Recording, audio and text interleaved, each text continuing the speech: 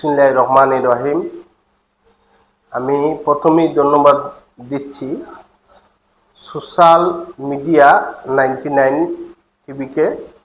আপনি কষ্ট করে আমার এই সাক্ষাৎকার নিচ্ছেন, তার জন্য আমি প্রথমেই ধন্যবাদ এবং মুবারকবাদ জানাচ্ছি ৬ নং উত্তর শাহবাজপুর ইউনিয়নের প্রত্যেকটা গ্রামের সম্মানিত ভাই বোন, আত্মীয় স্বজন সহ ৩৯টা গ্রাম, ৮টা চা বাগান, ৩টা পানপঞ্জির সম্মানিত সকল নাগরিকবৃন্দকে।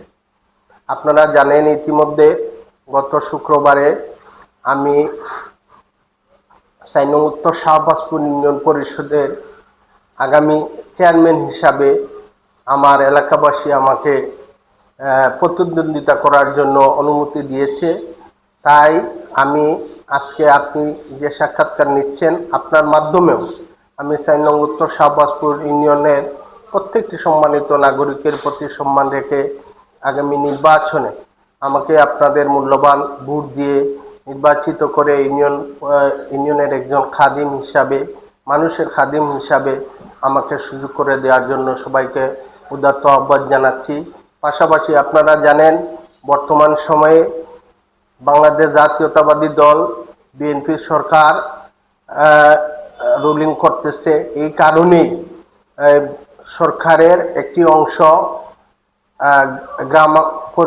ইউনিয়ন পরিষদ, এই ইউনিয়ন পরিষদে যেহেতু আমাদের এলাকার 2 জন জনপ্রতিনিধি রয়েছেন, যথাক্রমে আমাদের মাননীয় সংসদ সদস্য আলহাজ জনাব নাসিরউদ্দিন আহমেদ মিঠু এবং মহিলা সংসদ সদস্য 327 জনাব ব্যারিস্টার জহরত আদিব চৌধুরী, আমাদের সাবেক প্রতিমন্ত্রী অ্যাডভোকেট আবাদুর রহমান চৌধুরী সুযোগ্য তনয়া।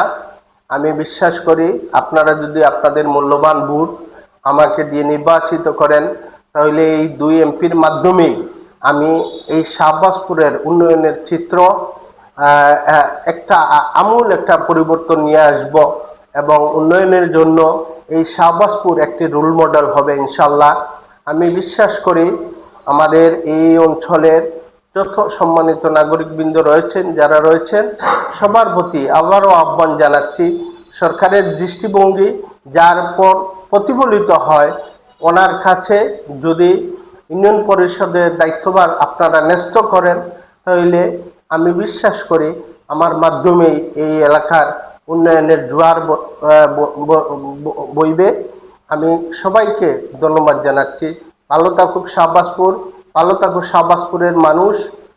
আমি আবারও সোশ্যাল মিডিয়া 99কে ধন্যবাদ জানাচ্ছি। ধন্যবাদ। আসসালামু আলাইকুম।